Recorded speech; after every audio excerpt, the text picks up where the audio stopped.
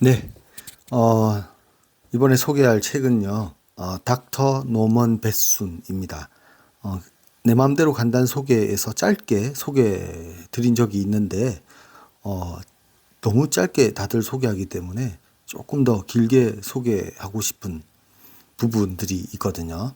조금 책을 전체적으로 한번 그냥 제가 읽은 내용을 친구한테 얘기하듯이 한번 얘기해 보도록 하겠습니다. 이 닥터 노먼 베스는 캐나다 분이시고요. 캐나다 몬트리올 쪽입니다. 몬트리올은 그 프랑스계 그 프랑스어를 쓰는 지역이거든요. 나머지 부분은 이제 영어를 쓰는 지역입니다. 자기 조상부터 가문 자체가 의사, 간호사 이런 집안이었고요. 뭐 자연히 자기도 이제 의사가 됩니다. 외과 의사가 되고요.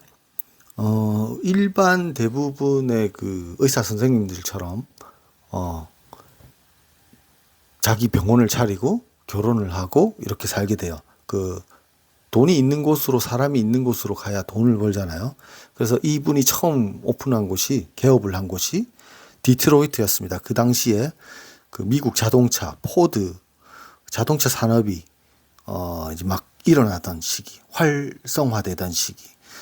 디트로이트는 그 말 그대로 미국의 그 뜨는 곳이었죠. 뭐 지금의 실리콘밸리 정도라고 보면 될까요? 거기에서 처음에 오픈을 해서 뭐 우여곡절을 거치지만 이제 돈도 제법 버는 알려진 재주 좋은 잘하는 의사 선생님으로 소문이 나게 됩니다. 그리고 돈을 막 미친 듯이 벌기 시작하죠. 그러다가 어느 날 좀 과로를 한 탓인지 점점 몸이 안 좋아져서 쓰러지게 되는데요. 자기가 이제 결핵이 걸리게 돼요.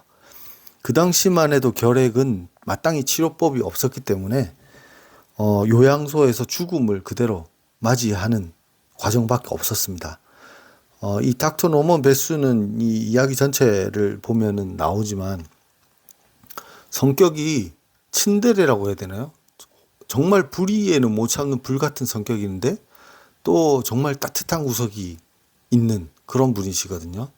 의사로서 이 위대한 업적을 이루어내는 사람들의 많은 특징인 것 같기도 한데 내가 옳다고 생각하는 데는 물불을 가리지 않으시는 분 같아요. 어쨌든 자기가 결핵이 걸렸다는 걸 알고 자기의 죽음이 얼마 남지 않았다는 것을 알고 와이프한테 헤어지자라고 하죠. 이혼을 요구합니다. 와이프는 당연히 곁에서 지켜주려고 하는데 고집도 세세요.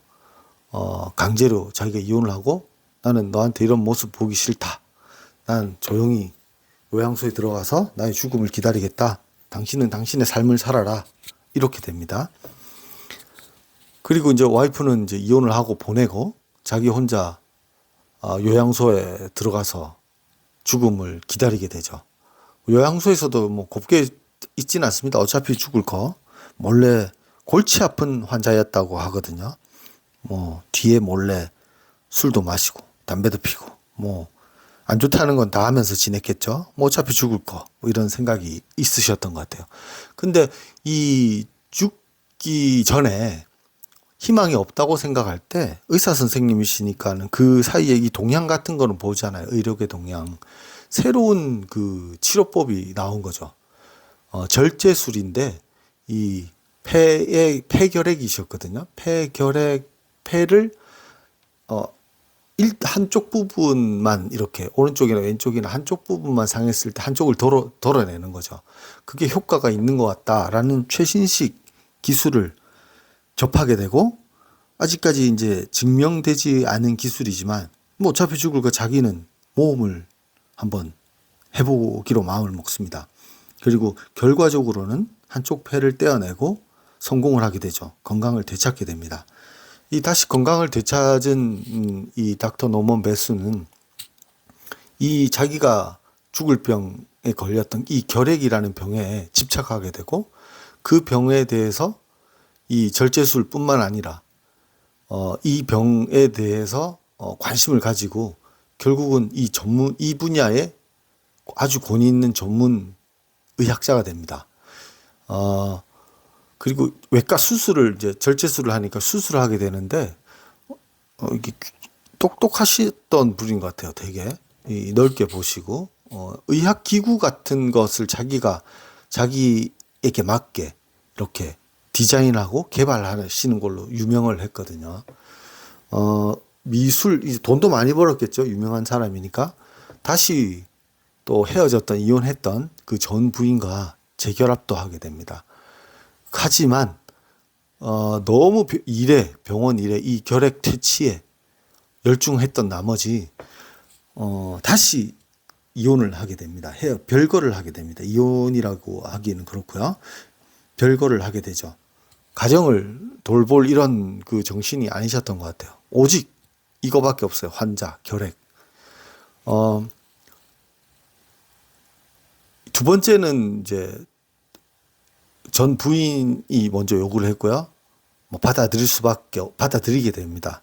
그렇게 이혼하고 돈은 많이 벌고 유명한 의사가 됐지만,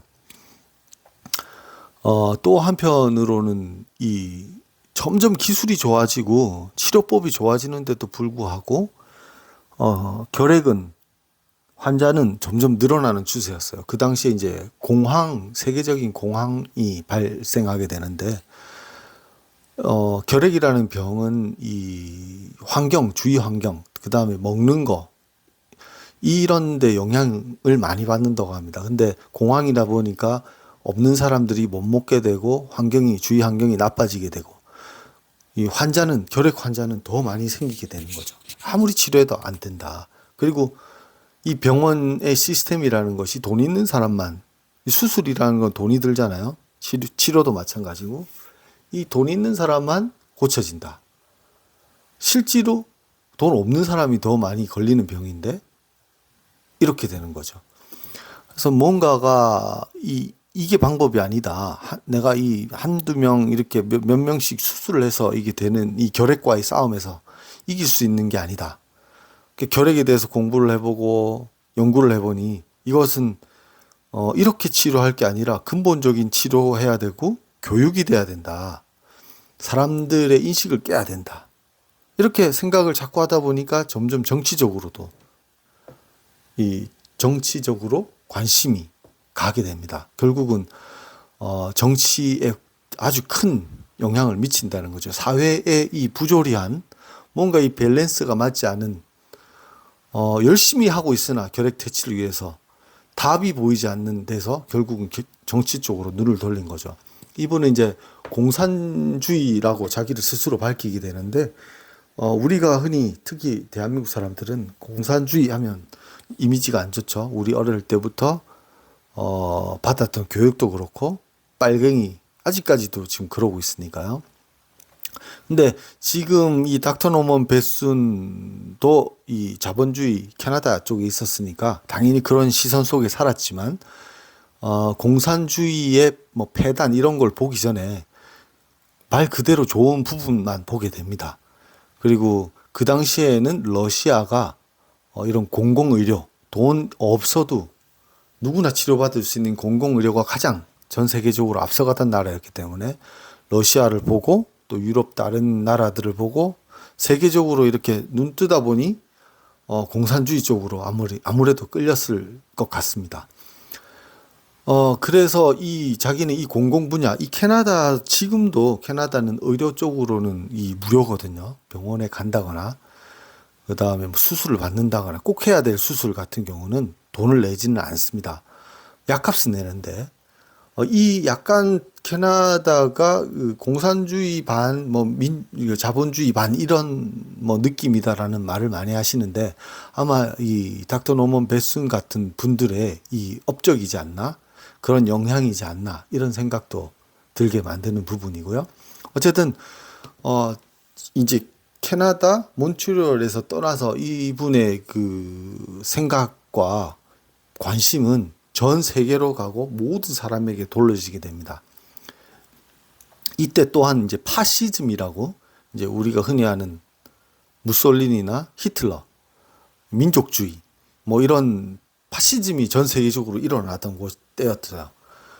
이미 이제 독일이나 이탈리아 같은 경우는 정권이 그쪽으로 흘렀고요.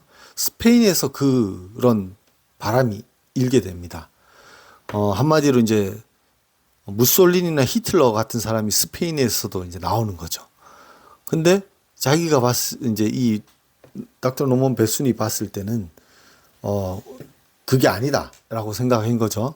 그리고 정치적인 것뿐만 아니라 자기는 모든 사람의 건강을 책임지고 또 특히 결핵에 관심 많은 의사로서 문제가 있다고 보는 거죠. 그래서 스페인 전선에 그 파시즘과 공산주의에 크게는 그렇게 나눠 있는데 그 전쟁에 참여하게 됩니다. 물론 의사로서 참여하게 되고 그 다음에 현장 기동 의료대, 그러니까 전쟁이 일어나면 부상병이 많이 생기잖아요. 그 부상병들을 빠르게 치료해야 사망률도 줄이고 또 영구적인 장애를 막는 일에 도움이 된다.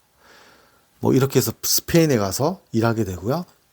거기에서 이 번뜩거리는 이 재치와 이 지혜 이런 걸로 헌혈대를 조직하게 됩니다.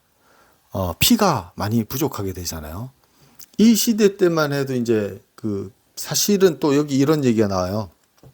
피가 사람들이 처음에 뭐 혈액형 이런 그 지식이 없었을 때 어떤 사람은 사는데 어떤 사람은 혈액이 응고돼서 죽는 거죠.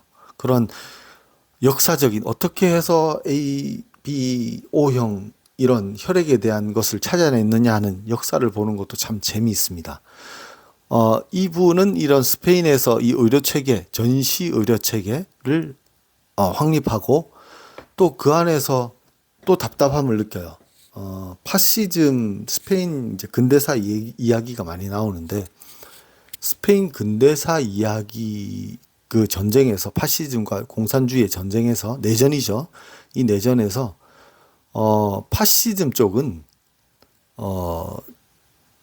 그 지원이 이탈리아나 독일로부터 무기 지원을 많이 받습니다. 하지만 공산주의가 밀리고 있었는데 공산주의 쪽은 이제 지원을 안 해주는 거예요. 유럽 강대국들이 미국 미국, 캐나다, 영국, 프랑스 이런 쪽에서 지원을 안 해주는 거죠.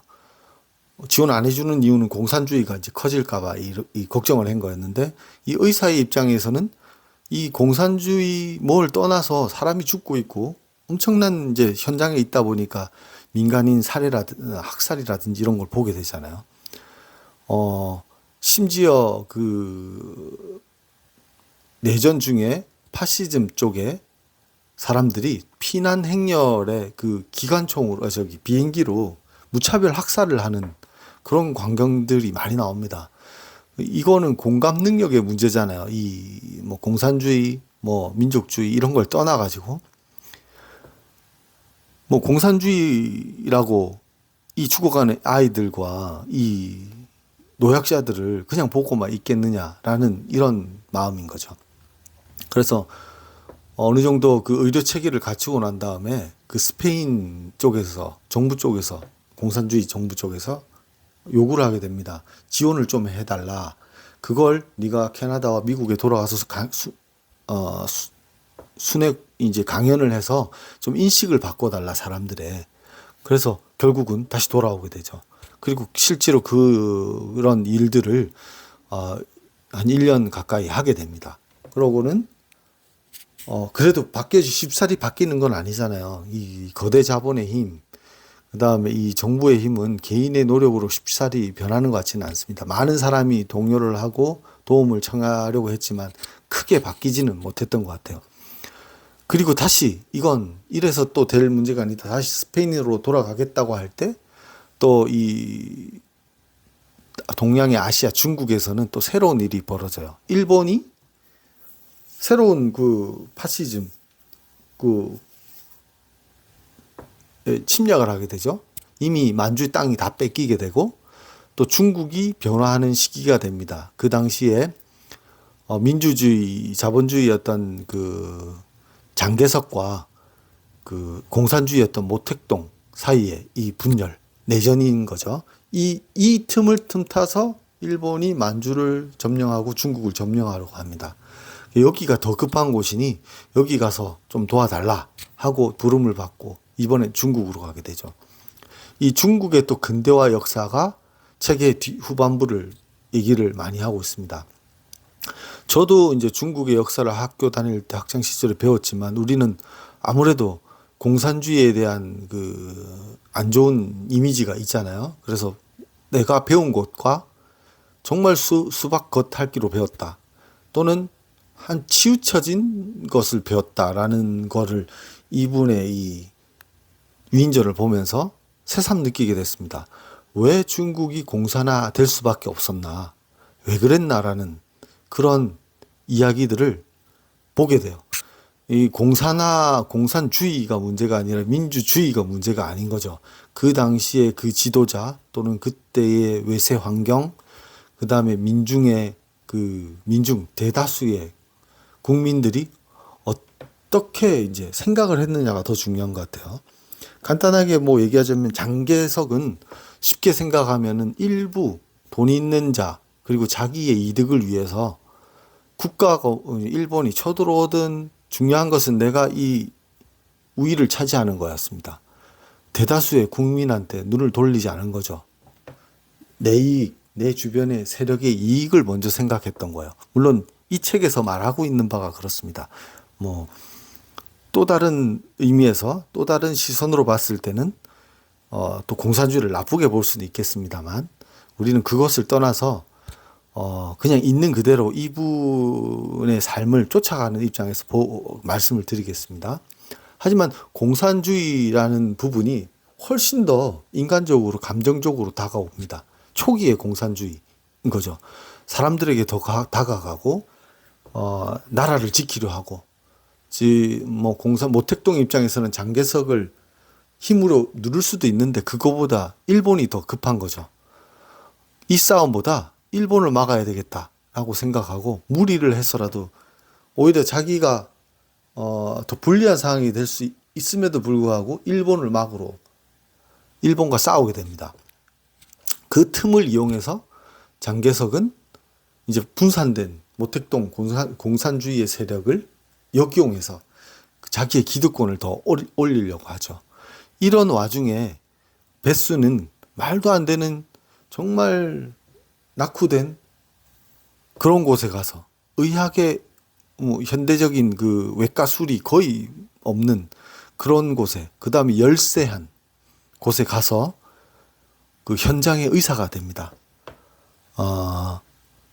의료계 새로운 혁명을 일으키는 거죠. 현장에 그리고 의사도 부족한데 일반인 농부를 그 다음에 대학생을 조금 하겠다 싶은 사람들을 의사로 만들고 간호사로 만들고 의료병을 만들어서 이 중국의 역사에 있어서는 그 짧은 시기거든요. 이분이 이제 49에 결국은 돌아가시게 되는데 그때까지 이 짧은 시간에 모든 체료와 이 시스템을 만들게 됩니다. 이 점 과정에 그리고 결국은 이제 돌아가신 것도 수술을 하고 무리한 일정을 소화하시다가 돌아가시게 되는데 이 외국인 중국말도 제대로 못하는 이 외국인 그 닥터 노먼 베순이 그 한자로는 이제 백구운 아마 표기식 발음이 베순하고 비슷했던 것 같은데요. 백구운이라고 하는 이 노랑머리 코쟁이 이 의사분을 영웅시하게 되고 전설이 막 돌게 되고 이렇게 될 정도로 유명해지시게 되죠. 이분이 돌아가신 다음에 이제 가매장을 해놓고 표시를 해놨다가 결국 공산주의가 한 몇 년, 7, 8년 후에 승리하고 이분을 다시 그 유해를 모셔서 안치하고 또 이분의 이름을 딴 의과대학까지도 만들고 유명해지신 분이시거든요. 이분이 삶을 이렇게 전체적으로 나눈 이야기인데 이 전체적인 스토리가 그런 거고요. 한편에 소설 보는 느낌입니다. 실제로 있었던 그 분의 기록을 찾아서 만든 위인전이지만 정말 이 캐릭터의 그 심리 묘사라든지 이 캐릭터가 완벽한 분이 아니세요. 또 되게 막 불같은 성격이 있는 분인데요. 이 불같은 성격이 있음에도 불구하고 정말 따뜻한 분이세요. 자기가 스스로 이렇게 그걸 알거든요. 그걸 그것 때문에 와이프가 힘들어했다는 것도 알고 그것 때문에 내 주위의 동료들이나 사람들이 힘들어하는 걸 압니다. 근데 이분이 그거란 성격에도 불구하고 이렇게 유명해지고 사람들이 따르게 된 이유는 본성이 너무 따뜻하고 인류애가 넘치셨던 사랑이 넘치셨던 분이었던 거죠. 그 감동적인 그 순간순간 전쟁터에서의 그 인간과 인간관계, 인간과 인간 사이에서 그 위기에서 태어난 스토리들이 마침 정말 소설 같은 파란만장한 이야기들이 숨어 있습니다. 앞부분에 이제 보통의 일반적인 삶을 살았던, 보통 의사처럼 살았던 그 부분을 이제 제외한다면, 정말 이제 기가 막힌 인생을 사셨던 분이고, 스토리가 있는, 그래서 소설 같은 이야기고요. 중간중간에 뭉클하기도 하고, 눈물이 나기도 하는, 그러면서 화가 막 치미기도 하는, 그리고 또 생각하게 만드는 그런 책이 좋은 책인 것 같아요. 뭐, 이야기 하나의 스토리로 쭉 이어지는 이야기이기 때문에 정말 이제 소설 같은 이야기다라고 보시면 될 것 같고요. 뭐 명문장이 있는 건 아닙니다. 하지만 책은 아주 재미있게 봤던 책이 아닌가 싶습니다. 네, 오늘 긴 이야기였지만 닥터 논문 배순에 대한 이야기는 여기서 마치도록 하겠습니다. 감사합니다.